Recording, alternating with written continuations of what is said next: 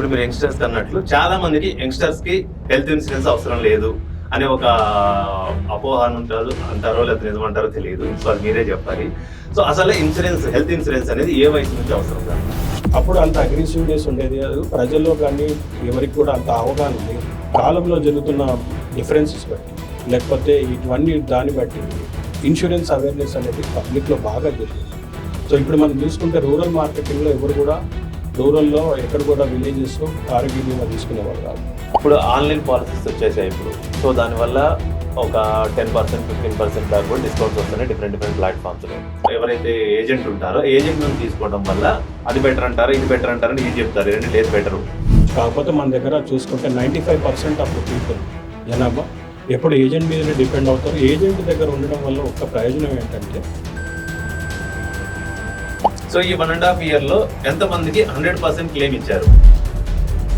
కొన్ని చోట్ల అక్కడక్కడ జరుగుతాయి. కాకపోతే మనం ఎప్పుడైనా ఇన్సూరెన్స్లో ఇది దాచలేము.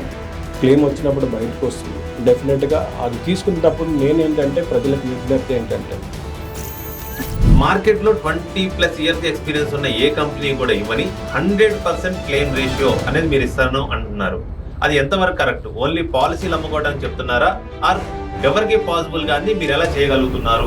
కస్టమర్కి డెఫినెట్గా చెప్తాం. సో కస్టమర్ ఏం ఊరుకోరు, తెలివైన. హాయ్, హలో, నమస్తే, welcome to expert view with Harish Dachepalli.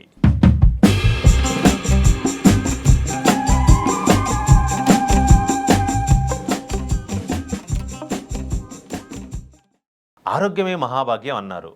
So ఏ మనిషికైనా సరే ఆరోగ్యపరమైన ఇబ్బంది వస్తే ఆర్థికపరమైన ఇబ్బందులు కూడా చాలా కామన్గా వస్తాయి. కొంతమందికి అయితే అప్పుల పాలైపోవటమే కాకుండా మరి కొంతమంది రోడ్డు మీదకి వచ్చే పరిస్థితి కూడా ఉంటుంది. సో వీటన్నిటికీ చెక్ పెట్టాలంటే మనకున్న ఒకే ఒక ఆయుధం హెల్త్ ఇన్సూరెన్స్. గత 20 సంవత్సరాలుగా హెల్త్ ఇన్సూరెన్స్ విభాగంలో అనుభవజ్ఞులైన మరియు గెలాక్సీ హెల్త్ ఇన్సూరెన్స్కి తెలంగాణ స్టేట్ హెడ్ అయిన మిస్టర్ జోయల్ గారు మనతో పాటు ఉన్నారు. నమస్తే సార్. నమస్కారం హరీష్ గారు. బేసిక్ అండ్ ఫస్ట్ క్వశ్చన్ అడగాలి అంటే అసలు హెల్త్ ఇన్సూరెన్స్ అనేది అవసరమా అంటే ఏం చెప్తారు సార్? హెల్త్ ఇన్సూరెన్స్ అనేది అందరికీ అవసరం. మీరు వింటున్నారు రోటీ కపడా మకాన్ అని. అంటే మనకు ఫుడ్, క్లాత్ అండ్ షెల్టర్ ఇది ఎట్లయితే అవసరం ఉందో మనకు బేసిక్గా ఇప్పుడు హెల్త్ ఇన్సూరెన్స్ ఇప్పుడున్న సమాజంలో హెల్త్ ఇన్సూరెన్స్ అనేది డెఫినెట్గా అవసరం. ఇది యంగ్స్టర్స్ కానీ కాదు, ప్రతి ఒక్క వయసు ఉన్న వారికి ఆరోగ్య బీమా అనేది డెఫినెట్గా అవసరం. ఇప్పుడు మీరు యంగ్స్టర్స్ అన్నట్లు చాలా మందికి యంగ్స్టర్స్కి హెల్త్ ఇన్సూరెన్స్ అవసరం లేదు అనే ఒక అపోహ అంటారో లేదా నిజమంటారో తెలియదు. సో అది మీరే చెప్పాలి. సో అసలు హెల్త్ ఇన్సూరెన్స్ అనేది ఏ వయసు నుంచి అవసరం డాక్టర్? మనకు ఇప్పటి నుంచి చూస్తే పుట్టినప్పటి నుంచి వృద్ధ వయసు ఉన్న వారికి ప్రతి ఒక్కరికి హెల్త్ ఇన్సూరెన్స్ అనేది అవసరం. ఎందుకంటే పుట్టినప్పటి నుంచి ప్రీమేచ్యూర్ బేబీగా ఉన్నప్పటి నుంచి మనకు మదర్స్ హాస్పిటలైజేషన్ బిల్స్లో నుంచి కవర్ అయ్యే దాంట్లో మనకు హెల్త్ ఇన్సూరెన్స్ ఉంది. సో దీంట్లో ప్రతి ఒక్కరు యంగ్స్టర్స్ అని కాదు, ఇప్పుడు మనం చూసుకుంటే దాదాపు మన లైఫ్ స్టైల్ డిసీజెస్ అనేది 10 సంవత్సరాలు 15 సంవత్సరాల నుంచి కొంచెం మారినాయి. కోవిడ్ తర్వాత ఇంకా విపరీతంగా మారినాయి. సో డెఫినెట్గా ఇది వయసుకి సంబంధించింది కాదు, ప్రతి ఒక్కరికి డెఫినెట్గా ఇది అవసరం.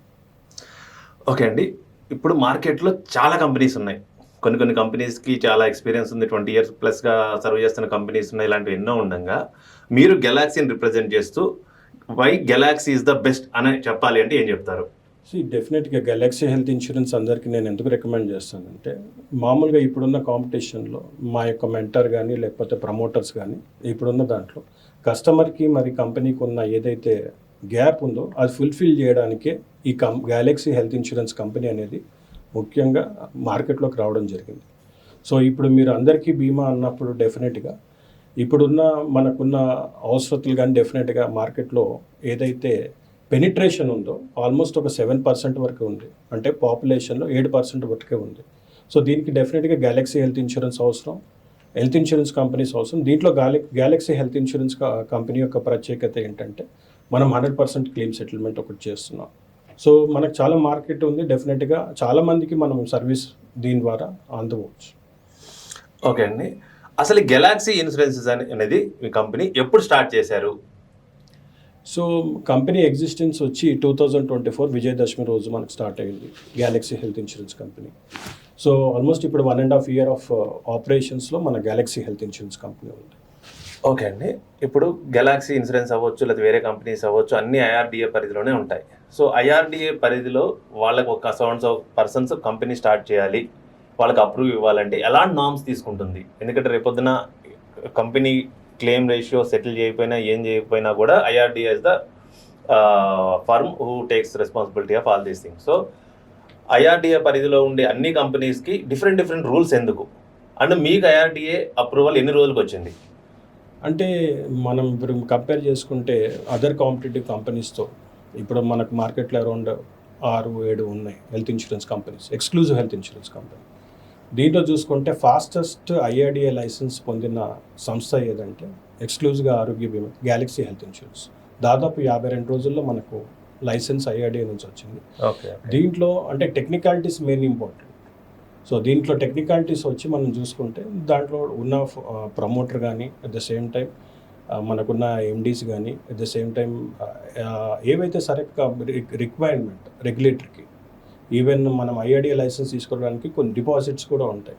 సో అటువంటి డిపాజిట్స్తో పాటు టెక్నికాలిటీస్ ఇస్ వెరీ ఇంపార్టెంట్. అందుకోసం అని చెప్పి దానివల్ల మనకు తక్కువ రోజుల్లో ఏ కంపెనీకి కూడా రాలేదు, కానీ మన కంపెనీకి గ్యాలక్సీ హెల్త్ ఇన్సూరెన్స్ కంపెనీకి రావడం జరిగింది. ఓకే అండి. ఇంకో క్వశ్చన్, బేసిక్గా ఎవరు పాలసీ అమ్మడానికి వచ్చినా ఫస్ట్ చెప్పేది మాకున్న క్లెయిమ్ రేషియో చూడండి అని. సో మీకున్న క్లెయిమ్ రేషియో ఎంత ఈ 1.5 ఇయర్లో? అండ్ ఈ క్లెయిమ్ రేషియోని డిసైడ్ చేయడానికి ఏదన్నా బాడీ ఉందా? ఆర్ఎల్స్ ఎవరిష్టం వచ్చిన వాళ్ళు క్లెయిమ్ రేషియో ఎంత అని చెప్పుకుంటున్నారా? సో ఏదైనా సరే క్లెయిమ్ సెటిల్మెంట్ అనేది రేషియో మనకు ఐఆర్‌డీఏ వెబ్సైట్లో ఉంటుంది. అది ఎవరికి ఆ కంపెనీ చెప్పుకోవడానికి ఉండదు, ఎందుకంటే డెఫినెట్గా అది వెబ్సైట్లో ఉంటుంది. And at the same time నేను డెఫినెట్గా కాన్ఫిడెన్స్లో చెప్పడానికి ఏంటంటే దాదాపు నా 20 సంవత్సరాల యొక్క ప్రయాణం ఆరోగ్య బీమా ఇన్సూరెన్స్ కంపెనీలో 99.99% అంటే 100% క్లెయిమ్ సెటిల్మెంట్ చేసే సంస్థ ఏదంటే Galaxy Health insurance company. So ఈ యొక్క వివరాలు కూడా మనము మన గ్యాలక్సీ హెల్త్ ఇన్సూరెన్స్ కంపెనీ వెబ్సైట్లో మనం పెట్టడం జరిగింది. అదొట్టి మన కంపెనీ పెడుతుంది మార్కెట్లో. ఓకే. ఇప్పుడు మీరు 20+ ఇయర్స్ ఆఫ్ ఎక్స్పీరియన్స్ ఉందన్నారు కదా. సో ఈ 20 ఇయర్స్లో మీరు చూసిన చేంజెస్ ఏంటి? ఇన్సూరెన్స్ విభాగంలో అవ్వచ్చు, ఈ కంపెనీస్లో అవ్వచ్చు, క్లెయిమ్ రేషియోలో అవ్వచ్చు, ఏదైనా అవ్వచ్చు. మీ 20 ఇయర్స్లో మీరు అబ్జర్వ్ చేసిన క్లెయిమ్ రేషియో ఏంటి? ఆర్ఎల్స్ చేంజెస్ ఏంటి? ఎట్ ద సేమ్ టైం గెలాక్సీలో ఉన్న ప్రత్యేకతలు అంటే ఎస్పెషల్లీ ఏం చెప్తారు? సో హెల్త్ ఇన్సూరెన్స్ ఇండస్ట్రీ దాదాపు 20 సంవత్సరాల్లో ఉన్నప్పటికీ దాంట్లో మనం చూసుకుంటే ఒక 20 సంవత్సరాలకు ఉన్న అగ్రెసివ్నెస్, అవేర్నెస్ కస్టమర్ దగ్గర లేదు. అంటే అవేర్నెస్ అంటే ఏంటి అంటే మనం కంపెనీ గురించి చెప్పాలి, ఆరోగ్య బీమా అంటే ఏంటో చెప్పాలి.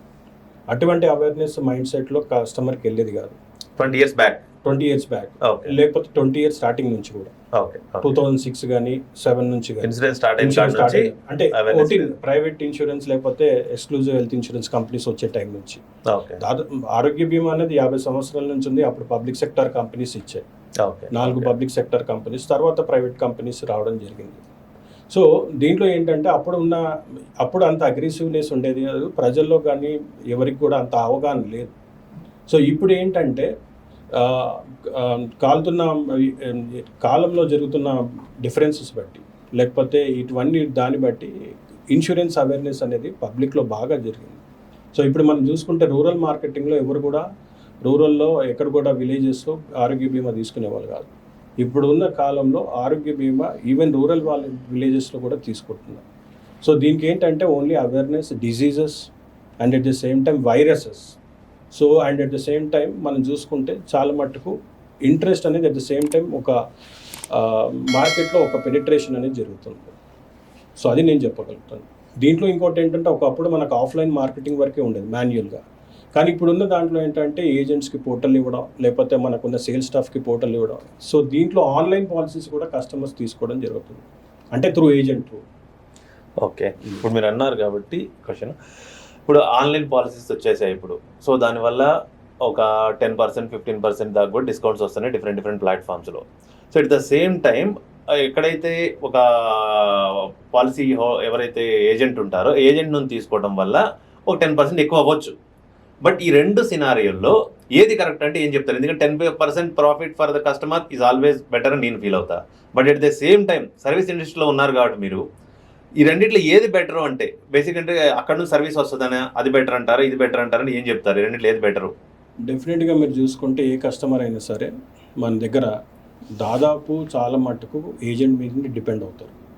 రెండవది ఏంటంటే ఎవరికైతే సెల్ఫ్ డ్రివెన్ లేకపోతే వాళ్ళంతలో వాళ్ళు సెర్చ్ చేసుకోవడం అటువంటి అలవాటు ఉన్న వాళ్ళు చేసుకోవచ్చు. కాకపోతే మన దగ్గర చూసుకుంటే 95% ఆఫ్ ది పీపుల్ జనాభా ఎప్పుడు ఏజెంట్ మీదనే డిపెండ్ అవుతారు. ఏజెంట్ దగ్గర ఉండడం వల్ల ఒక ప్రయోజనం ఏంటంటే కస్టమర్ దగ్గరికి ఏజెంట్ కనీసం 1 సంవత్సరానికన్నా ఇయర్ అప్పుడు రెన్యువల్కి వెళ్తారు. అప్పుడు కానీ ప్రోడక్ట్ గురించి లేకపోతే ఇంకేమన్నా సరే డెవలప్మెంట్స్ ఏమైనా ఉంటే దాని గురించి మాట్లాడడం చర్చించడం జరుగుతుంది. సో దీనివల్ల ఏంటంటే బెనిఫిట్స్ అనేది కస్టమర్కి పొందడం జరుగుతుంది. సో ఇక్కడ పట్టించుకునే వాళ్ళు కూడా ఉంటారు. ఎప్పుడైనా క్లెయిమ్ విషయంలో అయినా ఈవెన్ తో కంపెనీ డైరెక్ట్ సెటిల్మెంట్ చేస్తున్నా కూడా కొన్ని సూచనలు ఇవ్వడం జరుగుతుంది ఏజెంట్ ద్వారా. సో ఏజెంట్ వల్ల నేను చెప్తాను చాలా మట్టుకు ఉపయోగాలు ఉంటాయి. సో ఏజెంట్ ఆర్ ఏఐ అంటే ఏజెంట్ అంటారు. ఏజెంట్ డెఫినెట్గా ఏజెంట్ అంటారు. అంటే బేసిక్గా ఒక ఏజెంట్ కి పర్సనల్ ఇంటరాక్షన్ ఉంటుంది కస్టమర్ తో, అడ్వైజర్స్ ఇవ్వడానికి కూడా అన్ని ఛాన్సెస్ ఉన్నాయి దాంట్లో. ఓకే అండి. నెక్స్ట్ క్వశ్చన్, యాక్చువల్గా ఇప్పుడు మార్కెట్లో ఇన్ని ఇన్సూరెన్స్ కంపెనీస్ ఉన్నాయి, కానీ ఎవరైనా సరే ఈవెన్ కార్పొరేట్ పాలసీ సహా 10%, 20% మినిమం కోపే తీసుకుంటున్నారు. కానీ మేము ఏ కోపే తీసుకోము, మేము 100% మేమే సెటిల్మెంట్ చేస్తాము అంటున్నారు కదా, అది ఎలా పాసిబుల్ అవుతుంది? ఎవరికి పాసిబుల్ కాదు? ఓన్లీ ఇక్కడ పాసిబుల్ అంటే మనం రిస్క్ సెలెక్షన్ అనేది డెఫినెట్గా అవసరం. హడావిడిగా అంత తొందరగా పాలసీలు చేసుకొని ప్రీమియం చేసుకోవడం దాంట్లో కంపెనీ సంస్థ అలా లేదు. ఎందుకంటే మన దగ్గర స్క్రూటినీ కూడా డెఫినెట్గా టైట్ సెక్యూరిటీ తోటి జరుగుతుంది. అంటే అక్కడ 2 మనకు ప్రోటోకాల్స్ ఉన్నాయి. ఒకటంటే పాలసీ తీసుకోకముందు ఒకటి బాట్ కాలింగ్ అని ఉంటుంది, అది డెఫినెట్గా అది కస్టమర్తో జరిపించడం జరుగుతుంది. అలానే డాక్టర్తో పాటు రిస్క్ కాలింగ్ కూడా ఉంటుంది. సో ఈ ప్రత్యేకత ద్వారా ఉంటుంది. మనం ఎలా పడితే అలా చేసుకోకుండా డెఫినెట్గా కొన్ని నామ్స్ తోటే పాలసీ అండర్రైట్ చేస్తుంది. సో ఈ 1.5 yearలో ఎంతమందికి 100% క్లెయిమ్ ఇచ్చారు? మీరు డెఫినెట్గా చూసుకుంటే మన వెబ్సైట్లో పబ్లిష్ అయి ఉన్నాయి. దాదాపుగా 99.99% డెఫినెట్గా ప్రతి ఒక్కరు ఎవరైతే తీసుకున్నారో వాళ్ళ క్లెయిమ్ సెటిల్ అయ్యారు. సో ఆల్మోస్ట్ 100% మెంబర్స్కి 100% క్లెయిమ్ ఇచ్చేసారంటారు. డెఫినెట్గా. ఎందుకంటే మనకి ఎవరికైతే ఎక్స్క్లూజన్స్ కొన్ని ఏవైతే ఉన్నాయో అది మినహాయించి ఏదైతే సరే వర్తిస్తో డెఫినెట్గా 100% అయితే మనం ఇచ్చాం. ఓకే అండి. సో ఆల్మోస్ట్ 100% ఎవరిదైతే తీసుకున్న పాలసీలు తీసుకున్నారో 99.99%కి వితౌట్ ఎనీ కోపే మీరు క్లెయిమ్స్ చేశాను, సెటిల్మెంట్ చేశాను అంటున్నారు. ఇది ఎందుకు 2-3 సార్లు అడిగానంటే ఇప్పటికే మార్కెట్లో చాలా మంది ఉన్నారు. మేము we're there from so many years, okay almost 20 years నుంచి మేము ఉన్నాము, మేము చేయలేదు వీళ్ళు ఎన్రోల్ చేస్తారు అని డే 1 అన్నారు, డే 1 year అన్నారు, ఇప్పటికి 1.5 year తర్వాత కూడా అంటున్నారు. సో వాళ్ళు ఎవ్వరూ చేయలేకపోతున్నారు, మీరు చేయడానికి మీకు ఒక పాలసీ ఉంది, మీకు ఒక స్క్రూటినీ ఉందని చెప్పారు. సో దానికోసమే ఇదే క్వశ్చన్ 3 సార్లు అడిగాను. సో నేను దానికి చెప్తాను, అది మనం ఒక చిన్న వివరణ. దీనికి కోపే బదులు మనము ఏం మాట్లాడాలంటే డిడక్షన్స్ అని మాట్లాడుకోవాలి. ఎందుకంటే కోపే అనేది కంపెనీస్ పెడతాయి ఏదైనా ప్రోడక్ట్లు ఇచ్చినప్పుడు. మన దగ్గర అటువంటి కోపేస్ అయితే లేవు. క్లెయిమ్ సెటిల్మెంట్లో డిడక్షన్స్ అంటే కొన్ని కంపెనీస్లో మేబీ వాళ్ళు పెట్టుకోవచ్చు. కాకపోతే నేను ఎందుకు చెప్తున్నా అంటే ఫర్మ్గా కాన్ఫిడెన్స్, ఇప్పటి వరకు చేరినప్పటి నుంచి నేను చాలా చూసాను, ఒక్కటి కూడా ఎస్కలేషన్ ఏ విషయంలో కూడా మనకు ప్రాబ్లం లేదు. ఓకే, ఫర్ ఎగ్జాంపుల్ మీరు ఇప్పుడు వేరే విషయంలో చెప్తున్నారు, చాలా కంపెనీస్ ఉన్నాయి 20 సంవత్సరాలు 25 సంవత్సరాలు నుంచి ఉన్నాయని చెప్తున్నారు. కాకపోతే నేనేమంటున్నా అంటే ఈ కంపెనీ ఎలా ఇస్తుందని మీరు అనుకుంటున్నారు. నేను ఆల్రెడీ మీ ప్రశ్నకి నేను జవాబు ఇచ్చాను. ఏ కంపెనీ అయినా సరే వాళ్ళకున్న మార్కెట్కి మనము దానికి ఎంతైతే ఉందో దాని గురించి మనము ఆలోచిస్తే అది చాలా మంచిది. ఎందుకంటే ఇప్పుడు మనం 1.5 yearలోనే 148 కోట్లు అంటే 150 కోట్లు మనం చేసాం.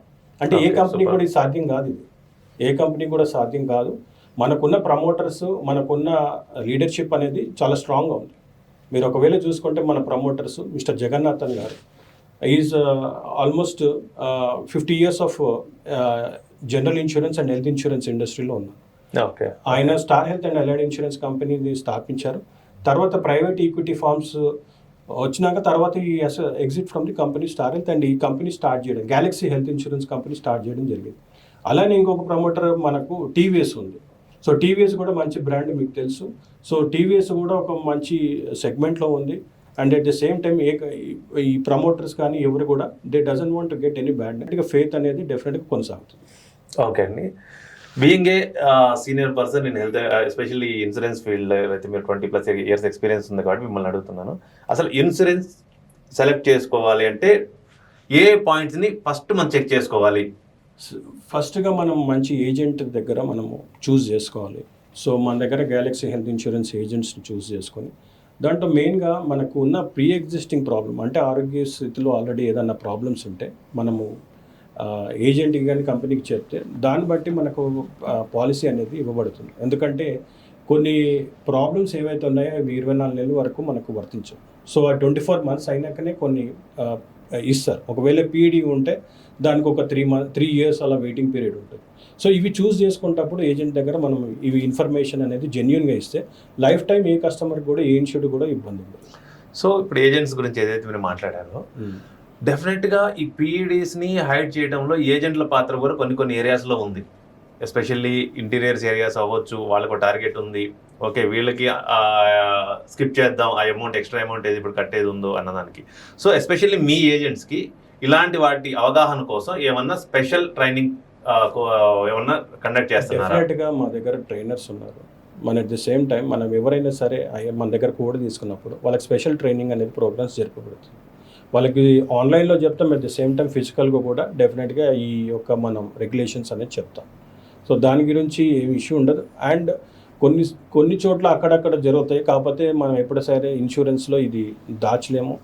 క్లెయిమ్ వచ్చినప్పుడు బయటకు వస్తుంది. డెఫినెట్గా అది తీసుకునేటప్పుడు నేనేంటంటే ప్రజలకు విజ్ఞప్తి ఏంటంటే పాలసీ తీసుకునేటప్పుడు మాత్రం డెఫినెట్గా ఏ ఇష్యూ ప్రాబ్లమ్స్ ఉన్నా కూడా మనం డిక్లేర్ చేయడం అనేది వెరీ ఇంపార్టెంట్. చేస్తారు అది పీఈడీస్ డిక్లేర్ పీఈడీ కానీ ఏ ప్రాబ్లం ఉన్నా కూడా చెప్పడం మంచిది. ఈవెన్ సర్జరీ అయిపోయినా కూడా డిక్లేర్ చేయడం ఇంపార్టెంట్. ఓకే, అంతకుముందు ఏదైనా ప్రొసీజర్స్ అయ్యి ఉంటే కూడా డిక్లేర్ చేయడం బెస్ట్. ఎందుకంటే చాలా మంది ఏజెంట్స్ డిఫరెంట్ అంటే ఒక ఏజెంట్ 3-4 కంపెనీస్ కూడా వర్క్ చేస్తున్న సినారియో ఉంటుంది, ఎస్పెషల్లీ ఇంటీరియర్ ఏరియాస్ లో. సో తనకేంటి అప్పటికప్పుడు పాలసీ కన్వర్ట్ చేయాలి అనే తన టార్గెట్ తనకు ఉంటుంది. సో ఇలాంటి విషయాల వల్ల చాలా చోట్ల హాస్పిటల్కి వచ్చినప్పుడు మా ఏజెంట్ చెప్పొద్దన్నారండి ఇనే సినారియో కూడా ఉంటుంది. దానికోసమని నేను మీ క్వశ్చన్ అడిగాను. ఎస్పెషల్లీ అందరు మీరు చెప్పిన దాని ప్రకారం జనాలందరికీ, ఎస్పెషల్లీ మీకు ఏదైనా ప్రీ ఎగ్జిస్టింగ్ డిసీజెస్ ఉన్నా లేకపోతే ఏమన్నా ప్రొసీజర్స్ అయ్యి ఉన్నా డెఫినెట్గా మీరు కంపల్సరీ ఆ పాలసీ హోల్డ్ తీసుకునేటప్పుడు ఆ కంపెనీతో డిస్క్లోజ్ చేయండి, సో దట్ మీకు ఫర్దర్గా ప్రాబ్లమ్స్ ఉండవు అనేది మీరు. ఓకే సార్, నెక్స్ట్ క్వశ్చన్కి వెళ్తే, ఈ ఇన్సూరెన్స్ ఎవరి దగ్గర అయితే మనం ఇప్పుడు ఎవరైనా పాలసీ కొనడానికి వెళ్ళినప్పుడు ఒకటేమో క్లెయిమ్ రేషియో గురించి మాట్లాడతారు, next thing is network hospitals. So మీకు ఇక్కడ ఉన్న వాటిలో ఇండియాలో నెట్వర్కింగ్ హాస్పిటల్స్ ఎన్ని ఉన్నాయి అండ్ మీకు వాళ్ళతో ఉన్న ఏమంటారు దీన్ని అగ్రిమెంట్స్ ఏంటిది? ఎందుకంటే చాలా మందికి ఈ నెట్వర్కింగ్ హాస్పిటల్స్ గురించి క్లెయిమ్స్ చేసుకుంటుంటారు, మాకు ఇన్ని వేల హాస్పిటల్స్ ఉన్నాయి, ఇన్ని ఉన్నాయి, కాబట్టి if you insure with us you will get cashless అని. సో మీరు క్యాష్లెస్గా ఎన్ని హాస్పిటల్స్ ఇస్తున్నారు, రియంబర్స్మెంట్ ఎన్ని ఇస్తున్నారు? హాస్పిటల్స్లో మేము డెఫినెట్గా they are called as a channel partners లాగానే అనుకుంటాం. ఎందుకంటే అగ్రిమెంట్ తోటే మేము will go and they are the channel partners.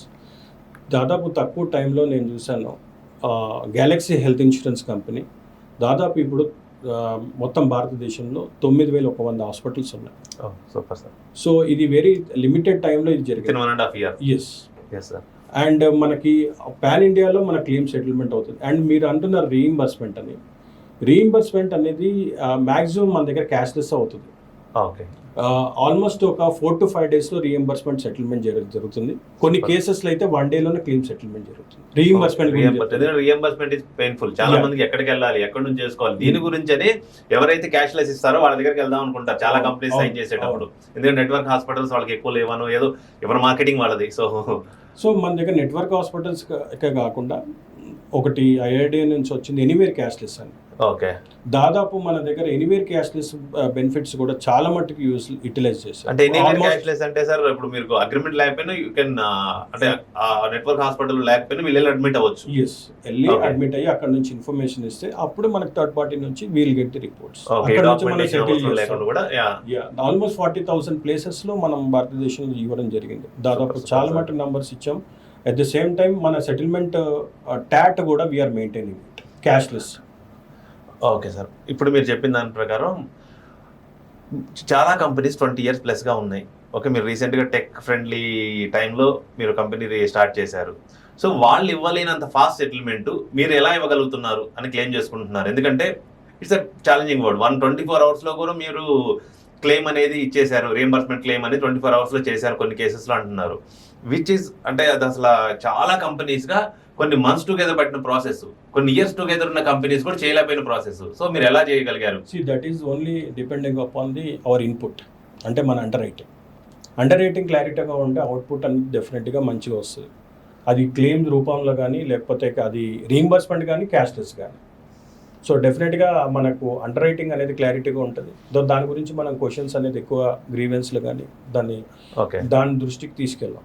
మనకి ఏదైనా సరే ఇష్యూ ఉన్న దగ్గరనే ఏదైనా గ్రీవెన్స్ అడుగుతాం, లేకపోతే మన దగ్గర మ్యాక్సిమం మన క్యాష్లెస్లోనే మనకు చెప్తుంది. ఈవెన్ హాస్పిటల్స్లో కూడా చూసుకుంటే మనకు ఈ కొన్ని హాస్పిటల్స్ ఎక్కడైతే నేను బ్రాంచెస్కి విజిట్ చేస్తున్నానో, ఈవెన్ కస్టమర్స్ కానీ సేల్స్ టీమ్ కానీ లేకపోతే ఈవెన్ మన దగ్గర ఉన్న సేల్స్ టీమ్ కూడా వాళ్ళు యూటిలైజ్ చేసుకోవడం జరిగింది.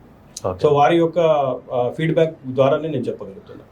ఇంకోటి యాక్చువల్గా చాలామంది కొన్ని ఒక 3 years 5 years పాలసీ కట్టి వాళ్ళ సర్వీస్ బాగాలేక అక్కడ స్టాప్ చేసి నెక్స్ట్ ఏం చేయాలి, వీళ్ళ సర్వీస్ బాగాలేదు, మళ్ళీ పాలసీ ఫస్ట్ నుంచి కట్టాలా అనే క్వశ్చన్ మార్క్తో ఉన్న కేసెస్ చాలా ఉంటాయి. సో ఇప్పుడు చాలా మంది నెట్లో చూస్తున్నాం, యాడ్స్ చూస్తున్నాం, you can port to another company అని. అసలు అలా పోర్ట్ అవ్వచ్చా? అవితే వాటికి కావాల్సిన రూల్స్ ఏంటి? అండ్ ఏ టైంలో అంటే పాలసీ ఎండ్ అయ్యే ముందే ఒక 2-3 నెలల ముందే అప్లికేషన్ పెట్టుకోవాలా, లేకపోతే పాలసీ అయిపోయి డే వరకు పెట్టుకోవచ్చా? లేదా ఒకవేళ పాలసీ ఆల్రెడీ అయిపోయి 1 month అయింది అనుకోండి, వాళ్ళు పోర్ట్ అవ్వగలుగుతారా? సో దీనికి హరీష్ గారు మెయిన్గా పోర్టబిలిటీ అనేది అట్లీస్ట్ ఒక 1 week ముందు మనము వస్తే మనం చేసుకోవచ్చు. ఓకే. కాకపోతే ఎవరి కంపెనీకి గైడ్ లైన్స్ ఉంటాయి, మనకు కూడా కొన్ని గైడ్ లైన్స్ ఉన్నాయి ఏవైతే సరే. సో మనం వారం ముందు ఏదైనా సరే వస్తే that we are taking the porting. So porting తీసుకోకముందు మనం ఏంటంటే ఇక్కడ కూడా అదే మరి చెప్తున్నాను, డిక్లరేషన్ అనేది ఇంపార్టెంట్.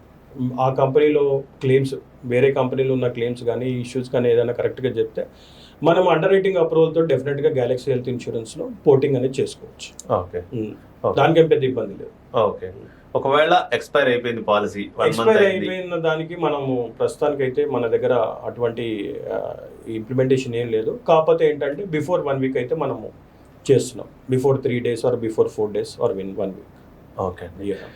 ఇప్పుడు ఇంకొకటి యాక్చువల్ చాలా మందికి క్వశ్చన్ ఉంటుంది, ప్రతి ప్రొసీజర్కి ఆ సర్జరీకి క్యాపింగ్ అనేది ఉంది. మేబీ మేబీ డెలివరీకి ఇంత అని, లేకపోతే సర్జరీకి ఇంత అని, ఎవరీ సర్జరీకి ఇంత అని క్యాపింగ్ ఉంది. సో ఆ క్యాపింగ్ ఉండటం వల్ల మ్యాక్సిమం క్లెయిమ్స్ 5 lakhs లోపే వస్తాయి, అంటే ఎక్కువ వరకు. అలాంటప్పుడు నేను 1 crore ఇన్సూరెన్స్ ఎందుకు తీసుకోవాలి అనే క్వశ్చన్ చాలా మందికి ఉంటుంది. సో యాక్చువల్గా మీ అనుభవం ప్రకారం మీకు ఒక ఫ్యామిలీకి, అంటే ఒక వైఫ్ అండ్ హస్బెండ్ అండ్ 2 చిన్నపిల్లలు మేబీ బిలో 5 years అనుకుందాం, వాళ్ళకి ఎంత ఇన్సూరెన్స్ ఉంటే సరిపోద్ది అనుకుంటున్నారు? ఇది మనం చూసుకుంటే ఇప్పుడు ఇన్ఫ్లేషన్ అనేది మెయిన్గా అనేది దీంట్లో వర్తిస్తుంది. మెడికల్ ఇన్ఫ్లేషన్ అంటే మనం చూసుకుంటే దాదాపు 14% పర్ ఇయర్ పెరుగుతుంది. సో దీన్ని బట్టి మీరు చూసుకుంటే ఒకప్పుడు 2 లక్షలు 5 లక్షలు సరిపోయేది, అదే హైయెస్ట్ సంబంధించి ఈవెన్ కంపెనీస్ కూడా రెడీగా లేవు అప్పుడు. ఎప్పుడు ₹1 కోటి ఇవ్వడానికి, 50 లక్షలు ఇవ్వడానికి, అప్పుడు మ్యాక్సిమం మేబీ 10 లక్షల నుంచి 20 లక్షలు. ఇంత నేను చెప్పలేను, కానీ మ్యాక్సిమం నేను ఏం చెప్తానంటే మ్యాక్సిమం సబ్మిషన్ తీసుకోవాలి, కనీసం 25 లక్షలన్నా ఉంటే బెస్ట్. అంటే యంగ్ రేజ్కి చెప్తున్నా. ఓకే. అండ్ ఒకవేళ వాళ్ళు ఎకనామికల్గా మంచిగా వెల్దీగా ఉంటే నో ప్రాబ్లం, 1 crore వరకు కూడా వెళ్ళొచ్చు. ప్రాబ్లం ఏంటంటే ఇక్కడ నేను చెప్తాను, ఒక బైపాస్ సర్జరీ కానీ క్యాన్సర్కి కానీ మనకు అయ్యే ఖర్చు ఒకవేళ రిపీటెడ్గా ఉంటాయి. దీంట్లో బైపాస్ సర్జరీ అయినప్పుడు రిపీటెడ్గా ఉండవు, కానీ క్యాన్సర్ దానికైతే రిపీటెడ్గా ఉంటాయి. సో ఇట్లాంటి దానికి డెఫినెట్గా అది అక్కడితో ఆగిపోదు. మనం లిమిటెడ్గా 5 లక్షలకి 10 లక్షలకి మనం కుదుర్చుకుంటే ఏమవుతుందంటే డెఫినెట్గా అది అక్కడికి మన సమ్ ఇన్సూర్డ్ అనేది ఎగ్జాస్ట్ అవుతుంది. అంటే తీసుకుంటప్పుడే కొంచెం జాగ్రత్తగా హై సమ్ ఇన్సూర్డ్ తీసుకోవడం బెస్ట్. ఓకే. మళ్ళీ ఫ్యామిలీకి కావాలి ఏదైనా అన్నప్పుడు డెఫినెట్గా అది ఇబ్బంది అవుతుంది. సో క్రమేణా పోతూ ఉన్నప్పుడు డెఫినెట్గా మనకు 10 లక్షలు 15 లక్షలు అనేది మీరు తర్వాత 5 సంవత్సరాల్లో 10 లక్షలు 15 లక్షలు ఇది నర్థం. ఓకే. సో డెఫినెట్గా మనం ఏంటంటే కనీసం ఒక 25 లక్షల నుంచి స్టార్ట్ చేస్తూ ₹1 కోటి నుంచి 2 కోట్ల వరకు కూడా మనం తీసుకోవచ్చు. ఓకే. దానికి ఏం లేదు. కాకపోతే ఇప్పుడు యూత్లో కూడా మీరు అన్నారు స్టార్టింగ్ పాయింట్లో యూత్ కూడా తీసుకోవచ్చు అంటే డెఫినెట్గా తీసుకోవాల్సిందే. ఎందుకంటే 5,000 నుంచి దాదాపు ఒక 5 లక్షలు 10 లక్షలకి తీసుకున్నప్పుడు వాళ్ళ ఫ్యామిలీ అయినప్పుడు డెఫినెట్గా 25 లోపల ఉన్నారు, ఇప్పుడు 35కి వచ్చిన లోపల 5 లక్షలు అనేది సరిపోదాలి ఫ్యామిలీకి. సో 2 adults 2 children లాగా టోటల్గా ఫ్యామిలీ ఫామ్ అయితే ఒక 25 లక్షల నుంచి 50 లక్షల వరకు ఉండడం మంచిది. దట్ వర్త్ ఇంకా బాగా ఎకనామికల్గా ఇంకా స్ట్రాంగ్గా ఉంటే మనకు ₹1 కోటి వరకు కూడా తీసుకోవచ్చు. బేసిక్గా 25 lakhs కానీ 1 crore హార్డ్లీ ప్రీమియం కూడా మీరు చూసుకుంటే డెఫినెట్గా 25 లక్షలకి 50 లక్షలకి చాలా డిఫరెన్స్ ఏమి ఉండదు. కొందరు 50 లక్షలు మేబీ సమ్ ఇన్సూర్డ్లో డిఫరెంట్ ఎక్కువగా అనిపిస్తుంది. మా అంటే ఒక 5,000 6,000 కంటే ఎక్కువగా మనకేం డిఫరెన్స్ ఎక్కువ పడుతుంది. బట్ ఏదైనా లాంగ్ టర్మ్ డిసీజెస్ వస్తే ఇది ఏమంటదంటే మామూలుగా మన తర్వాత మనం ఏమైనా ప్రాబ్లం వచ్చినప్పుడు పాలసీ తీసుకున్నప్పుడు పెంచమని అడిగితే ఏ ఇన్సూరెన్స్ కంపెనీ కూడా మా దగ్గరికి రాదు. ఎందుకంటే దాన్ని తీసుకుంటప్పుడే జాగ్రత్తగా అయ్యే సమ్ ఇన్సూర్డ్ తీసుకోవడం బెస్ట్. ఓకే. ఇంకొక డౌట్ చాలా మందికి ఉండేది ఐటీలో, ప్రతి కంపెనీ వాళ్ళకు కార్పొరేట్ పాలసీ ప్రొవైడ్ చేస్తుంటుంది. అది 10 lakhs ఉండొచ్చు, 20 lakhs ఉండొచ్చు, కంపెనీ పాలసీని బట్టి ఉంది. సో చాలా మందికి ఎవరైనా ఇన్సూరెన్స్ తీసుకోవాలంటే నాకు ఆల్రెడీ కార్పొరేట్ పాలసీ ఉంది, అవసరం లేదు అంటారు. నిజంగా వాళ్ళకి ఇన్సూరెన్స్ పాలసీ, కార్పొరేట్ పాలసీ ఉండగా ఇంకోటి అవసరమా? ఆర్ఎల్స్ కార్పొరేట్ పాలసీలో యాక్చువల్గా చాలా క్లాజెస్ తక్కువ ఉంటాయి, డే 1 నుంచి కవరేజ్ అంటే ఇవన్నీ ఉంటాయి కాబట్టి అదే బెస్టా? The good question. చాలా మంది ఇది ఉంది. మెయిన్గా ఇది యంగర్ యూత్లో ఎక్కువ మట్టుకు మైండ్ సెట్లో ఉంటుంది.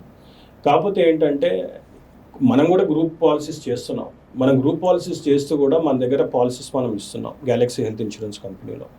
మెయిన్ థింగ్ ఏంటంటే మనకు ఆ కంపెనీతో సంబంధం, ఆ కంపెనీతో ఉద్యోగం చేసినంతసేపే మనకి ఆ యొక్క కవరేజ్ అనేది దక్కుతుంది. తర్వాత ఎప్పుడైనా సరే ఇలానే లే ఆఫ్స్ అయినప్పుడు, లేకపోతే రిసెషన్ వచ్చినప్పుడు, లేకపోతే కంపెనీ నుంచి కంపెనీ చేంజ్ అవుతున్నప్పుడు ఒకవేళ గ్యాప్ ఉందంటే ఆ టైంలో ఏదైనా ప్రాబ్లం వచ్చినప్పుడు ప్రాబ్లం అవుతుంది. సో ఒక పాలసీ మనం ఇప్పుడు తీసుకుంటే లైఫ్ టైం మనము రెన్యువల్ చేసుకోవచ్చు. సో ఇండివిజువల్ పాలసీ అనేది డెఫినెట్గా మనకు ఉండడం నెససరీ అండ్ అవసరం కూడా, ఇంపార్టెంట్ కూడా. ఓకే అండి. ఇంకొకటి, ఇప్పుడు ఇన్సూరెన్స్ లేని వాళ్ళలో చదువుకోలేని వాళ్ళే కాదు, చాలా మంది చదువుకున్న వాళ్ళు ఉంటున్నారు. ఇది ఇన్సూరెన్స్ తీసుకోకుండా ఏదైనా ఇబ్బంది వచ్చిన తర్వాత అప్పటికప్పుడు పాలసీ లేదని బాధపడి, దీన్ని ఇగ్నోరెన్స్ అంటారా, దాన్ని ఏమంటారు, అవగాహన లోపం అంటారా? డెఫినెట్గా ఇది మంచి క్వశ్చన్. ఇది అవేర్నెస్ ప్రాబ్లమే. Okay sir. కొంతమంది ఏంటంటే నాకేమవుతుంది దాంతో ఉన్నారు, కానీ ఇప్పుడు కొంచెం భయం అనేది ప్రజల్లో ఉంది, జనాభాలో ఉంది. ఎందుకంటే ఇప్పుడున్న వైరల్ ప్రాబ్లమ్స్ కానీ ఏవైనా సరే, ఇప్పుడు మనం చూస్తుంటే యంగ్స్టర్స్ చాలామంది హార్ట్ అటాక్స్తో గురై చనిపోవడం జరిగింది. యంగ్స్టర్స్ ఎక్కువ మంది చనిపోవడం జరుగుతుంది. సో దీంట్లో ఏంటంటే మనం అది మెయిన్గా awareness issue. So awareness issue అంటే డెఫినెట్గా అది మనం ఏజెంట్స్తో పాటు, అట్ ద సేమ్ టైం కంపెనీతో పాటు, మన ఫీల్డ్ ఫోర్స్తో పాటు ఇన్ఫర్మేషన్ అనేది త్రూ మార్కెటింగ్ అని మనం చేయడం జరుగుతుంది. సో అది డెఫినెట్గా అది కొంత దగ్గర ఇగ్నోరెన్స్ కూడా ఉంది, కానీ మేజర్ అవేర్నెస్ ఇష్యూ కూడా ఉందంటారు. ఓకే. సో ఇంకోటి, యాక్చువల్గా చాలామంది మా ఫ్రెండ్స్లో కూడా వాళ్ళ మదర్ అండ్ ఫాదర్ వాళ్ళు 50 దాటిపోయిన తర్వాత ఇన్సూరెన్స్ రాదని చెప్పి క్యాష్లో ఆపరేట్ చేసుకుంటారు. ఆల్దో వీళ్ళు మంచి పొజిషన్లో ఉన్నా కూడా కొంతమంది కవరేజ్లో లేక ఇవన్నీ అవుతున్నాయి. సో 50 దాటిన తర్వాత పేరెంట్స్కి అసలు ఇన్సూరెన్స్ వస్తుందా, and at the same time వాళ్ళకి ఎలాంటి పాలసీ అయితే బెటరు? సో 50 దాటింది అంటే ఇప్పుడు నేను ఒకటి చెప్పాలంటే 70 is the younger old age group అంటున్నాను. ఓకే. సో మనము 50 దాటినా కూడా 75 వరకు మన దగ్గర ఎంట్రీ పాలసీస్ ఉన్నాయి. అదేం లేదు, డెఫినెట్గా మనకు పాలసీస్ డిజైన్ అవుతున్నాయి. ఈ సంవత్సరం కూడా ఆల్మోస్ట్ 6 ప్రోడక్ట్స్ మనం డిజైన్ చేస్తున్నాం. ఓకే. డెఫినెట్గా పాలసీస్ అనేది ప్రతి ఒక్క ఏజ్ గ్రూప్లో ఉండాలి. అంటే బేసిక్గా ఎలాంటి పాలసీస్ బెటర్ అంటారు ఒకవేళ 50 or 60+ పైన ఉన్న వాళ్ళకి? 50 మన దగ్గర అంటే మనకు ఫ్యామిలీ పాలసీస్ కూడా ఉన్నాయి. అడల్ట్లో మనకు చూసుకుంటే ఫ్యామిలీ ఫ్లోటర్ పాలసీస్ ఉన్నాయి. మెయిన్గా ఫ్యామిలీ ఫ్లోటర్ పాలసీస్ ఎక్కువగా ఉన్నాయి. యాక్చువల్లీ మీరు 2024లో స్టార్ట్ చేశారు, అండ్ 2025 ఆగస్ట్ ఐ గెస్ అప్పటికి జిఎస్టీ వే ఆఫ్ చేశారు ఇన్సూరెన్సెస్ మీద. సో ఈ 18% ఏదైతే మీకు కాస్ట్ తగ్గిందో దానివల్ల మీరు జనాలకి తక్కువ కాస్ట్లో ఎక్కువ పాలసీలు, మంచి బెనిఫిట్స్ ఉన్న పాలసీలు ఇవ్వగలుగుతున్నారా? ఈ జిఎస్టీ ఎఫెక్ట్ అనేది మీకు ఎలా ఉంది? జిఎస్టీ అనేది యాక్చువల్గా అది కస్టమర్ దగ్గర నుంచే పే జరుగుతుంది. దీని కంపెనీతోటి నేను సంబంధం లేదు. మనం ఇప్పుడు ఏంటంటే దీనివల్ల ఏంటంటే లాస్ట్ ఇయర్ ఆగస్టు సెప్టెంబర్లో, అంటే 2024 అక్టోబర్లో మన కంపెనీ స్టార్ట్ చేసాం. అండ్ 2025 అక్టోబర్ నుంచి జిఎస్టీ వచ్చింది. దానివల్ల ఏంటంటే అవగాహన ఎక్కువ జరిగింది. ఎందుకు అంటే బయింగ్ కెపాసిటీ కూడా మనం చూసుకుంటాం. ఎగ్జామ్షన్ అయింది. సో దానివల్ల ఏంటంటే ఎవరైతే సరే 12,000 13,000 ప్రీమియం కానీ పే చేయలేని వారు ఉన్నారో, అంత పెట్టుకునే వాళ్ళు ఆ జిఎస్టీ ఎగ్జామ్షన్స్తో పాటు కొంచెం వాళ్ళకి సేవింగ్ అనేది జరిగింది. సో ఆ సేవింగ్ అమౌంట్ డెఫినెట్గా హెల్త్ ఇన్సూరెన్స్కి యూజ్ చేస్తున్నారు. అట్లనే ఎవరైతే సరే తక్కువ సమ్ ఇన్సూర్డ్ కనుక్కున్న వాళ్ళు ఎక్కువ సమ్ ఇన్సూర్డ్ తీసుకుంటున్నారు. ఈవెన్ రెన్యువల్కి వచ్చిన వాళ్ళు కూడా తీసుకుంటున్నారు. కానీ మన కంపెనీ ఏంటంటే డెఫినెట్గా జిఎస్టీ అనేది ఎగ్జామ్షన్ అయిన దాన్ని బట్టి మనం డెఫినెట్గా మార్కెట్లో మంచి పెనిట్రేట్ అవుతున్నాం. ఎందుకంటే జిఎస్టీ అనేది ఒక భారం గవర్నమెంట్ ఆఫ్ ఇండియా తీసేయడం వల్ల అది మంచి బెనిఫిట్ అనేది పొందుతున్నారు కస్టమర్. ఆల్మోస్ట్ 18% అంటే ఒక 12,000 నుండి పాలసీ 10,000 చేంజ్కి వచ్చేస్తుంది. Okay, so it's beneficial for business owners. Okay sir, ఇంకోటి యాక్చువల్గా ఇది ఏ జనరేషన్, సో ఎవ్రీథింగ్ ఇప్పుడున్న వాటిలో ప్రతి దాంట్లో ఏ వాడుతున్నారు.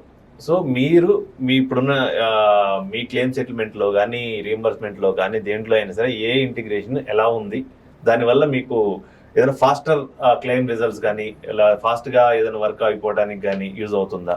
డెఫినెట్గా ఏ బెనిఫిట్స్ ఏవైతే ఉన్నాయో అవి డెఫినెట్గా యూటిలైజ్ చేస్తుంది. ప్రస్తుతం ఉన్న దాంట్లో మనకు క్యాష్లెస్ అనేది మన టీమ్ తోటే చేస్తున్నాం. సో మొన్న మీటింగ్లో మేబీ నెక్స్ట్ ఇన్ కమింగ్ ఇయర్స్లో ఏఐ కూడా డెఫినెట్గా యూటిలైజ్ చేస్తాం. ఓకే, ఎక్కడైతే అవసరం ఉందో దాన్ని బట్టి మనం యూటిలైజ్ చేస్తాం. ఎందుకంటే customer service is the main motto for the Galaxy Health insurance.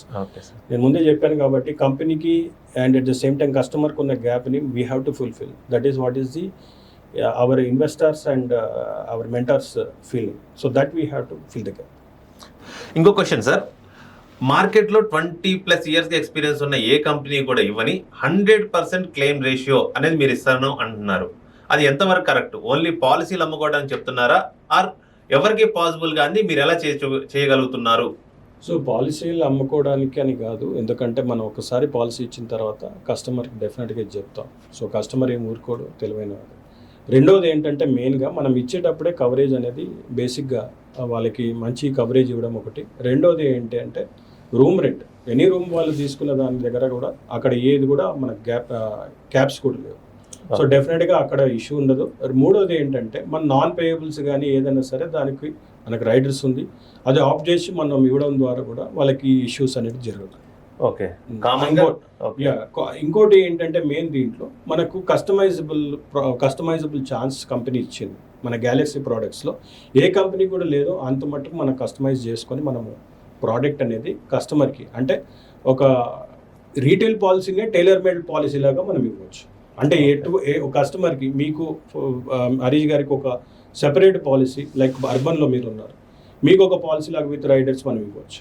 అలానే ఇప్పుడు ఒకవేళ రూరల్ డిస్ట్రిక్ట్స్లో చూసుకుంటే రూమ్ రెంట్ అంత ఉండదు, ఇక్కడ కార్పొరేట్ హాస్పిటల్కి అక్కడ ఉండదు. సో దాని ప్రకారంగా మనం అక్కడ మన ట్రైనర్స్తో పాటు ఇచ్చిన అవేర్నెస్ మన ఏజెంట్స్ సేల్స్ పీపుల్ మాత్రం అలా అమ్ముతున్నారు కాబట్టి ఇటువంటి ఇష్యూస్ అనేది ఉండవు. డెఫినెట్గా మనం అందుకోసమని క్లెయిమ్ సెటిల్మెంట్ అనేది ప్రౌడ్గా మనం ఇవ్వగలుగుతున్నాం. ఓకే, అంటే సిటీలో ఉన్న పేషెంట్కి ఏదో అవసరమో అలా టైలర్ మేడ్ సిటీ పేషెంట్స్కి, ఎట్ ద సేమ్ టైం ఎక్కడైనా డిస్ట్రిక్ట్స్లో ఉన్న పేషెంట్స్ వాళ్ళకి ఏం కావాలి అన్న దాని ప్రకారం మీరు దాన్ని పాలసీని డిజైన్ చేశారు కాబట్టి మీరు ఎక్స్ట్రా ఏదైతే వేరే ఇన్సూరెన్స్ కంపెనీస్ ఛార్జ్ చేస్తున్నాయో ఐదర్ ఫర్ రూమ్ రెంట్ అవ్వచ్చు, ఆర్ఎల్స్ నాన్ పేయబుల్ అవ్వచ్చు, అలా అడ్మిషన్ ప్రాసెస్ ఛార్జెస్ అవ్వచ్చు, ఇవన్నీ మీరు ఏం తీసుకోకుండా 100% క్లెయిమ్ రేషియో ఇస్తున్నారు మీరు. దాంట్లో ఒక పాయింట్ మళ్ళీ అంటే ఇప్పుడు ఒకవేళ డిస్ట్రిక్ట్స్లో ఉన్న వాళ్ళు మన దగ్గర తీసుకోరని ట్రీట్మెంట్స్ కూడా తీసుకుంటారు. సో డెఫినెట్గా ఇక్కడ మనం హైదరాబాద్ తెలంగాణ ఇక్కడ చూసుకుంటే చాలా మనకి ఏదైతే ఉందో గ్యాప్ చాలా నియరెస్ట్ ఉంది. సో డెఫినెట్గా వాళ్ళ రిక్వైర్మెంట్ బట్టి మనం ఇస్తడం జరుగుతుంది. సో ఇది అంతా కస్టమైజబుల్ ప్రోడక్ట్, రైడర్ కూడా ఇప్పుడున్న దాంట్లో. సో హైయెస్ట్ కస్టమైజబుల్ మన ప్రోడక్ట్ మనం ఇవ్వడం తోటే మనకి ఇది సాధ్యం అవుతుంది. ఓకే, ఇంకోటి సార్, మీకు 20+ ఇయర్స్ ఎక్స్పీరియన్స్ ఉంది ఈ ఇన్సూరెన్స్ ఫీల్డ్లో. సో మీరు ఈ 20 ఇయర్స్లో చూసిన ప్రోగ్రెస్ ఏంటి, ప్రాబ్లమ్స్ ఏంటి, మీరు ఆ ప్రాబ్లమ్స్కి మీరు కనుగొన్న సొల్యూషన్స్ ఏంటి? ఇక్కడ మెయిన్గా చెప్పాలంటే నేను ఆల్రెడీ చెప్పడం జరిగింది, అగ్రెసివ్ మార్కెటింగ్ అనేది మీరు ముందు చూసుకుంటే ఎవరైనా సరే పాలసీ తీసుకోమని ముందు వెళ్తే నాకు ఏంటి లాభం అనేది ఉంటుంది. ఇక్కడ మన ఇన్సూరెన్స్లో ఎప్పుడు లాభం అని అనుకోకూడదు. ఓకే, క్లెయిమ్ చేసుకోవాలి నాకేం వచ్చింది, మనకి ఏంటి లాభం అంటే మళ్ళీ అడ్మిషన్ జరగాల్సి వస్తుంది. సో ఇక్కడ మనకి ఏంటంటే ఇది ఒక మనం లైఫ్ టైం మనం ఒక ఫ్యామిలీకి మనం చేసుకునే ఇది ఒక కవరేజ్ సెక్యూరిటీ. సో డెఫినెట్గా దీన్ని మనము లైఫ్ టైం కంటిన్యూటీ చేసుకోవాలి. ఇప్పుడు మోటార్ ఇన్సూరెన్స్ చూసుకున్నారు, so car insurance without any insurance లేకుండా పాలసీ అనేది కార్ అనేది డెలివరీ జరగదు. సో డెఫినెట్గా అలానే మనకు హెల్త్ ఇన్సూరెన్స్ అనేది అంతే మ్యాండేటరీ, అలా చూసుకోవాలి. సో ఒకప్పుడు అలా అడిగేవారు ప్రశ్నలు మాకేంటి లాభం, కానీ ఇప్పుడు అట్లాంటి క్వశ్చన్స్ అనేది లేదు. ఎందుకంటే బేసిక్గా చాలామందికి ఇప్పుడు మీరు చూసుకుంటే పబ్లిక్ డెఫినెట్గా వాళ్ళు ఇయర్కి ఏం కవరేజెస్ ఉన్నాయి, ఏం బెనిఫిట్స్ ఉన్నాయని అడుగుతున్నారు. సో ఇప్పుడున్న కాలంలో ముందు ఒకప్పుడు 100% క్లెయిమ్ సెటిల్మెంట్ లేకున్నా కూడా ఓకే అనుకొని వెళ్ళేవారు, ఎందుకంటే అప్పుడున్న హాస్పిటలైజేషన్ ఖర్చులతో. కానీ ఇప్పుడున్న హాస్పిటలైజేషన్ ఖర్చులు కొంచెం వేరియంట్స్ ఉన్న కస్టమర్స్ కోట్లేదు. సో 100కి 100% కావాలని చెప్పి కోరుకుంటున్నారు. ఓకే ఓకే, మేము సేఫ్టీ గురించి మేము ప్రికాషనరీగా ఏదైతే ఇన్సూరెన్స్ కడుతున్నామో అట్ ద సేమ్ టైం మాకు ఇబ్బంది వచ్చినప్పుడు మీరు 100% కవర్ చేయాలి అనేది ఇప్పటి ఒక ఐడియాలజీ. అప్పట్లో కొంచెం అటు ఇటు అయినా పర్లేదు అని కొంతమంది, లేదా అసలు నేను కట్టా 2 సంవత్సరాలు కట్టా, నేను దాన్ని క్లెయిమ్ చేసుకోలేదు, నా మనీ వేస్ట్ అయిపోయింది అనే ఐడియాలజీతో కూడా అప్పట్లో ఉండేవాళ్ళు ఉంటారు. బట్ ఇప్పట్లో అవగాహన వచ్చింది డెఫినెట్ గా. బట్ మీరు ఇందాక అన్నట్టు ఇంకా అవగాహన రావాల్సి ఉంది ఇన్సూరెన్స్ మీద. So as a Galaxy insurance మీరు స్టేట్ హెడ్ గా ఇన్సూరెన్స్, ఎస్పెషల్లీ ఇన్సూరెన్స్ మీద అవగాహన కోసం మీరు ఏదైనా కార్యక్రమాలు చేపడదాం అనుకుంటున్నారా? డెఫినెట్గా మన దగ్గర ఉన్న టీమ్ తోటి మనం యాక్టివిటీస్ చేస్తున్నాం. లైక్ రూరల్ యాక్టివిటీస్లో ఉన్నాయి మన. అట్ ది సేమ్ టైం మనం పార్క్స్లో మన వాళ్ళు యాక్టివిటీస్ చేస్తున్నారు. అట్ ది సేమ్ టైం మనకు ఎఫ్ఎంలో కూడా మన ఎఫ్ఎం రేడియోలో కూడా యాక్టివిటీస్ ఇన్సూరెన్స్ గురించి అవేర్నెస్ ఇస్తున్నాం. ఇంకోటి మెయిన్ ఏంటంటే హెల్త్ క్యాంప్స్ చేస్తున్నాం. చాలా మట్టుకు మీరు చూసుకుంటే కమ్యూనిటీలో కానీ, లేకపోతే ఇంకా గ్రూప్స్లో కానీ, ఆర్గనైజేషన్స్లో కానీ, and at the same time ఎక్కడైతే సరే అవసరం ఉందో ఆ ఏరియాస్లో మనం గ్రూప్ ప్లేస్లో హెల్త్ క్యాంప్స్ చేసి వీఆర్ గివింగ్ ది హెల్త్తో పాటు, అంటే హాస్పిటల్స్ నుంచి they are giving the health awareness and at the same time later treatments what is required. మన దగ్గర ఏంటంటే మనం we're giving the health insurance awareness. So this awareness will definitely give them hand to hand, definitely will give the good result for the good coverage for the public. Definite గా sir. అంటే sales aspect లోనే కాకుండా awareness aspect లో కూడా మీరు పనిచేయాలి. జనాలకు చాలా మందికి అవేర్నెస్ కల్పించాలని కోరుకుంటున్నాం. Sir, in years of me experience లో ఏదన్నా ఒక ఏమంటారు కేస్ స్టడీ అంటారు కదా, అట్లాంటిది ఏదన్నా చెప్పాలి, అవేర్నెస్ వర్స్ట్ కేస్ స్టడీ అంటే బాగా బాధ కలిగించింది అవ్వచ్చు, ఆనందం కలిగించింది అవ్వచ్చు, ఏదైనా అలాంటిది ఒక కేస్ స్టడీ గురించి చెప్పమంటే ఏం చెప్తారు సార్? హెల్త్ ఇన్సూరెన్స్ అంటేనే ఒక ఎమోషన్. మనం ఏంటంటే ఆపత్కాలంలో we have to give the coverage. So ఇది ఒక అవేర్నెస్ కాదు, ఒక ఎమోషన్ కూడా ఉంటుంది. ఎందుకంటే క్లెయిమ్ అప్పుడు కానీ ఇవన్నీ చూసుకుంటే ఆ టైంలో వాళ్ళు పడే బాధలు కానీ చాలా ఉంటాయి. కొన్నిసార్లు మనం ఏంటంటే పబ్లిక్కి చెప్పినప్పుడు వాళ్ళు తీసుకోరు. ఇట్లనే నేను కొన్ని అడ్వైస్ కొంతమందికి ఇచ్చినప్పుడు తెలిసిన వారికి అప్పుడు కొంచెం లేట్ చేసిన తర్వాత తీసుకోవడం జరిగింది. కానీ ఇది కాకపోతే ఏంటంటే తర్వాత వాళ్ళకి క్రానిక్ కిడ్నీ డిసీజెస్ కానీ ఏదైనా వచ్చినప్పుడు ఒక పేషెంట్ ఇలానే కంటిన్యూ చేసుకుంటూ లాస్ట్కి క్రానిక్ కిడ్నీ డిసీజ్కి వచ్చి డయాలసిస్కి వచ్చారు. సో దాన్ని కంటిన్యూ చేస్తూ లాస్ట్ మూమెంట్ వరకు ట్రీట్మెంట్ తీసుకుంటూ కూడా ఆ యొక్క ఫ్యామిలీ మన ఏదైతే హెల్త్ ఇన్సూరెన్స్ మనం ఆప్షన్ చెప్పాం అడ్వైస్, దాని ప్రకారంగా వాళ్ళు క్లెయిమ్ ఇచ్చుకోవడం అనేది జరిగింది, తీసుకోవడం జరిగింది. అంటే దీనికి ఏంటంటే వాళ్ళ బెనిఫిట్, వాళ్ళ అప్పుల్లో పోకుండా లేకపోతే వాళ్ళ ఫ్యామిలీకి ఒక ప్రొటెక్షన్ తోటి వాళ్ళు ఆ ట్రీట్మెంట్ అనేది తీసుకోవడం అనేది ఒక ప్రత్యేకత. ఎందుకంటే చాలామందికి ఒకవేళ ఆ డయాలసిస్ కానీ వీక్లీ ట్రైస్ చేయాలి. సో ఇట్లాంటి రిపీటెడ్ ట్రీట్మెంట్స్ అనేది క్యాన్సర్ కానీ ఆంకాలజీ కానీ ఈ అడ్వైజెస్తో పాటు చాలా మట్టుకు వాళ్ళు బెనిఫిట్ తీసుకున్నారు. సో తర్వాత ఈ పోయిన సంవత్సరం ఆ వ్యక్తి ఇన్సూర్డ్ ఎవరైతే ఉన్నారో చనిపోవడం జరిగింది. వాళ్ళు కూడా ఆ యొక్క టైంలో నేను వెళ్ళినప్పుడు వాళ్ళు కూడా చెప్పడం జరిగింది, మీరు ఇచ్చిన సలహా ద్వారా నేను ఇన్ని రోజులు మా నాన్నని రక్షించుకోగలిగాను. అట్ ద సేమ్ టైం మా యొక్క డబ్బులు కానీ ఏదైనా సరే మేము దీంట్లో ఇన్వెస్ట్ చేసుకోగలిగాము. సో ఇది ఒక ఎమోషన్ కూడా ఉంటుంది. సో ఇదే కాకుండా చాలా మట్టుకు ఉన్నాయి. లైక్ మనం 20 సంవత్సరాలు నేను చూసింది ఏంటంటే పాండమిక్ చూశాను, ఎపిడెమిక్ కూడా చూశాను. ఎపిడెమిక్ అంటే ఎపిడెమిక్ ఒకటి ఏరియాలో వస్తుంది, మొత్తం రాదు. సో అట్లాంటి ప్రాబ్లం ఎప్పుడు వచ్చిందంటే డెంగ్యూ అనేది వచ్చింది 2018-19లో. సో ఒక ఏరియాలో వస్తుంది, ఇంకో దగ్గర రాదు, దాన్ని ఎపిడెమిక్ అంటాం. సో ఇట్లాంటి ఇష్యూస్లో కూడా చాలా మటుకు వైరస్ అనేది రావడం జరిగింది. సో అదే మనం 2020లో కోవిడ్ మనకు రావడం జరిగింది. కోవిడ్ తోటి ఏంటంటే పాండమిక్ చాలా మట్టుకు అన్ని ఇన్సూరెన్స్ కంపెనీస్ కవరేజెస్కి ఐఆర్డిఏ గైడ్లైన్స్ ఇచ్చింది. సో దీంట్లో చాలా మట్టుకు మీరు చూసుకుంటే అది డెత్స్ అనేది ఎక్కువ ఉంది. సో అట్లాంటి టైంలో కూడా మనము వర్క్ చేయడం, అట్ ద సేమ్ టైం వాళ్ళకి ఇన్సూరెన్స్లో కొంతమంది ఎవరైతే సరే మనము ఆప్షన్స్ ఇచ్చామో, అడ్వైస్ ఇచ్చామో, వాళ్ళ బెనిఫిట్ తీసుకొని వాళ్ళు దాన్ని యూటిలైజ్ చేసుకోవడం జరిగింది. ఇంకోటి సార్, ఇప్పటికే చాలా మందిలో ఉన్నది, ఒక పర్సన్కి ఇన్సూరెన్స్ ఉంటే హాస్పిటల్స్ ఎక్కువ ఛార్జ్ చేస్తాయి అని ఒక అపోహ ఉంది. అది అపోహ నిజమా అన్నది మీరే చెప్పాలి. ఇప్పుడు మనకున్న దీంతో పాటు మనము వీ హ్యావ్ అవర్ రేట్స్. మనకు హాస్పిటల్తో అగ్రిమెంట్స్ ఉంటాయి. అగ్రిమెంట్స్తో ఉన్నప్పుడు డెఫినెట్గా రేట్స్ అనేది ఆ రేట్స్ తోటి మనకు నెట్వర్కింగ్ అనేది జరుగుతుంది. అలానే ఇప్పుడు మీరు చూసుకుంటే నెట్వర్కింగ్ లేని కొన్ని హాస్పిటల్స్ ఎనీవేర్ క్యాష్లెస్, దానికి కూడా కొన్ని రేట్స్ అనేవి ఉంటాయి. సో అది అటువంటిది అనేది నెట్వర్కింగ్లో ఉంటాయి కాబట్టి డెఫినెట్గా మ్యూచువల్ అండర్స్టాండింగ్ మీదనే అది ప్రాసెస్ అనేది జరుగుతుంది. సో నెట్వర్కింగ్కి మనకున్న ట్రీట్మెంట్స్కి రేట్స్ అనేది ఉన్నాయి. సో అట్లాంటివి అనేది ఉంటుంది. సో మీరు అనేది ఏంటంటే ఏ హాస్పిటల్ కూడా ఇన్సూరెన్స్ ఉన్నంత మాత్రాన ఎక్కువ ఛార్జ్ చేయడానికి లేదు. లేదు, ఇట్స్ ఫిక్స్డ్ ప్రైస్. ₹1,00,00,000 ఇన్సూరెన్స్ ఉన్న ఆ ప్రైజే అవుతుంది. డెఫినెట్గా మనకు కూడా ఏంటంటే we have our guide lines ఉన్నాయి, హాస్పిటల్స్ తోటి ఆ రూల్ సెటప్ ఉన్నాయి. దానికి మించి చేస్తే కూడా మనకు అడగడానికి కూడా క్వైరీస్ మాత్రం డెఫినెట్గా హాస్పిటల్స్కి రేజ్ చేయడం జరుగుతుంది ఇన్సూరెన్స్ కంపెనీ నుంచి, మన కంపెనీ నుంచి. ఓకే అండి. ఇంకోటి 20 years బ్యాక్ మీరు ఇన్సూరెన్స్ అడ్వైజర్ గాను మేబీ కెరీర్ స్టార్ట్ చేసి ఉండొచ్చు. ఈరోజు తెలంగాణ హెడ్ చేస్తున్నారు. సో మీరు ఆ టైంలో ఈ ప్రొఫెషన్ చూస్ చేసుకోవడానికి మిమ్మల్ని ఏది ఇన్స్పైర్ చేసింది? అండ్ ఇప్పుడు ఈ ప్రొఫెషన్లో రావాలి అనుకుంటున్న యూత్కి మీరు ఏం చెప్తారు? మెయిన్ నేను చెప్పాలంటే ఆ టైంలో మీరు చూసుకుంటే అది టఫ్ టైమే. 2006లో ఇన్సూరెన్స్ గురించి అవేర్నెస్ చాలా తక్కువ. కాకపోతే అప్పుడున్న దాంట్లో అవేర్నెస్ తక్కువ, కాకపోతే ఏంటంటే ఫ్యూచర్లో మనకు ఉన్న మార్కెట్ అనేది చాలా ఎక్కువ. ఆ మార్కెట్ అనేది ఎంతైతే ఉందో దాన్ని బట్టి చూసుకున్నాం. మోర్ ఓవర్ థింగ్ ఏంటంటే ఇది ఉద్యోగమే కాదు, ఇన్సూరెన్స్ ఫర్ ఏజెంట్ కానీ ఎనీ పర్సన్. నేను యాజ్ అ అసిస్టెంట్ మేనేజర్గా జాయిన్ అయ్యాను కంపెనీలో. సో అక్కడ నుంచి మనం స్టార్ట్ అయినప్పటి నుంచి మనం చూసుకుంటే it's a social and moral responsibility also apart from our job. So ఇక్కడ మనకి ఏంటంటే ఒక కస్టమర్కి కానీ ఒక ఇన్సూర్డ్కి కానీ వాళ్ళ ఫ్యామిలీకి కానీ ఏదైనా సరే అదేంటి ప్రోడక్ట్ ఇచ్చినప్పుడు, ఆ బెనిఫిట్ ఇచ్చినప్పుడు ఆ కష్టకాలంలో మనకు వచ్చే డెఫినెట్గా ఆ బ్లెస్సింగ్స్ అనేది is very important more than a curses. So డెఫినెట్గా ఇటువంటి దాంట్లో మనము స్టార్ట్ అయ్యాం. సో కంఫర్టబుల్ మనకు హార్ట్ కేర్ అనేది డెఫినెట్గా సాటిస్ఫాక్షన్ ఇచ్చింది. So this is a moral responsibility. ఎవరైతే సరే కొంతమంది జాయిన్ అవ్వాలనుకుంటున్నారో this is one of the good platform for agents, for anyone. This is a good platform. ఎందుకంటే మనకు మోర్ పెనిట్రేషన్ ఉంది దీంట్లో. మీరు you have got a commission at the same time ఆ మోరల్ రెస్పాన్సిబిలిటీ దట్ మీ దగ్గర ఉన్న neighbours కానీ customers కానీ రిలేటివ్స్ కానీ డెఫినెట్గా మిమ్మల్ని గుర్తు చేస్తారు ఆ టైం.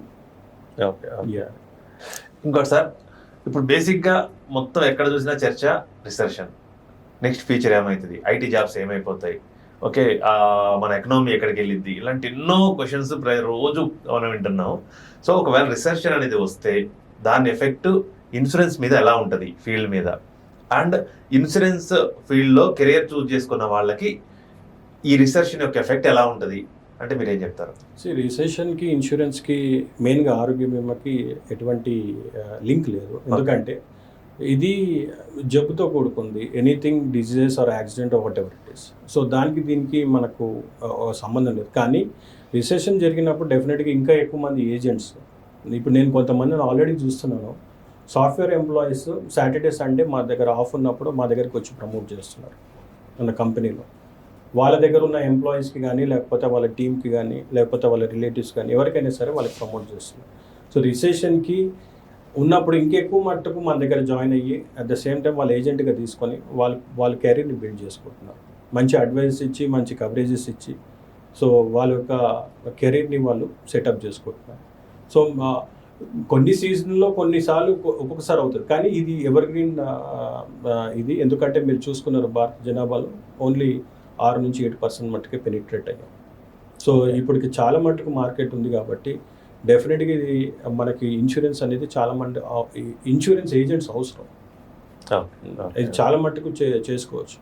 సో ఇంకోటి ఏంటంటే మీరు ఒక IRDA రెగ్యులేటరీ నుంచి చూసుకుంటే 2047 వరకు ఇన్సూరెన్స్ ఫర్ ఆల్ అని రెగ్యులేటరీ చెప్తుంది. ఓకే. సో ఇప్పుడు మనం 2026లో ఉన్నాం. సో అప్పటి వరకు రెగ్యులేటరీ ఏంటంటే అప్పటి వరకు అందరికి ఇన్సూరెన్స్ అందాలి అని చెప్పి చూస్తున్నారు, అందరికీ ఆరోగ్య బీమా అని. ఓకే. సో డెఫినెట్గా ఇది మంచి beautiful good opportunity to come in to this segment. Okay. ఇది ఓన్లీ ఫుల్ టైం జాబ్స్కే కాదు, పార్ట్ టైం ప్యాసివ్ ఇన్కమ్ కూడా చాలా బాగుంటుంది. Okay sir, thank you so much. మీరు చాలా విషయాలు మా ప్రేక్షకులకు తెలియజేశారు.